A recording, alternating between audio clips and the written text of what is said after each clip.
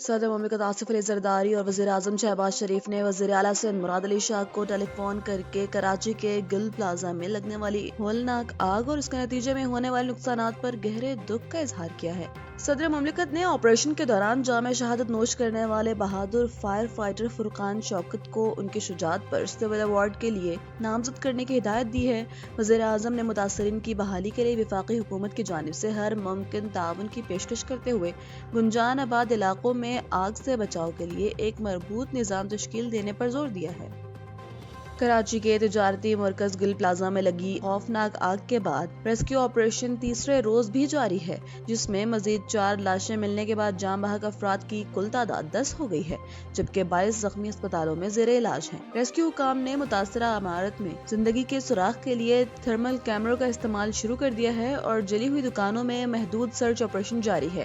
Police کے مطابق اب بھی 20 سے زائد لاپتہ افراد کے موبائل فونز کی آخری لوکیشن اسی عمارت کی ہے، جس سے ہلاکتوں میں اضافے کا خدشہ پیدا ہو گیا ہے۔ گورنر پنجاب سردار سلیم حیدر خان نے ایک تقریب سے خطاب کرتے ہوئے ملکی سیاست، معیشت اور حالیہ دفاعی کامیابیوں پر انہوں نے 26ویں آئینی ترمیم کی حمایت کرتے ہوئے کہا کہ وقت کے تقاضوں کے مطابق تبدیلیاں ناگزیر ہیں۔ گورنر پنجاب نے آرمی چیف سید عاصم منیر کو فیلڈ مارشل کے لقب سے مخاطب کرتے ہوئے انہیں اللہ کا انعام قرار دیا اور بھارت کے خلاف حالیہ جنگ میں تاریخی کامیابی کا صحرا ان کے نڈر قیادت کے سر باندھا۔ انہوں نے مزید کہا کہ اب دنیا میں سبز پاسپورٹ کی عزت بحال ہو رہی ہے اور امریکی قیادت خود پاکستان کو مدعو کر رہی ہے۔ سابق امریکی سفیر برائے اسرائیل ڈین شپیرو کے حوالے سے ایک انتہائی سنسنی خیز اور تشویشناک دعویٰ سامنے آیا ہے، جس کے مطابق صدر ڈونلڈ ٹرمپ آئندہ ہفتے ایرانی سپریم لیڈر آیت اللہ خامنہئی کو نشانہ بنانے کی کوشش کر سکتے ہیں۔ شپیرو کا کہنا ہے کہ خطے میں امریکی بحری بیڑے کی حالیہ نقل و حرکت اسی ممکنہ کارروائی کی تیاریوں کا حصہ ہے۔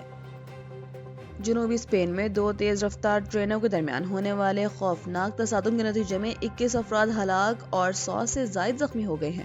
حادثہ اس وقت پیش آیا جب ایک ٹرین پٹڑی سے اتر کر مخالف سمت سے آنے والی دوسری ٹرین سے ٹکرا گئی۔ ہلاک ہونے والوں میں میڈرڈ سے حلوہ جانے والی ٹرین کا ڈرائیور بھی شامل ہے۔ حکام نے ٹرین آپریشن معطل کر کے واقعے کی اعلیٰ سطحی تحقیقات شروع کر دی ہے۔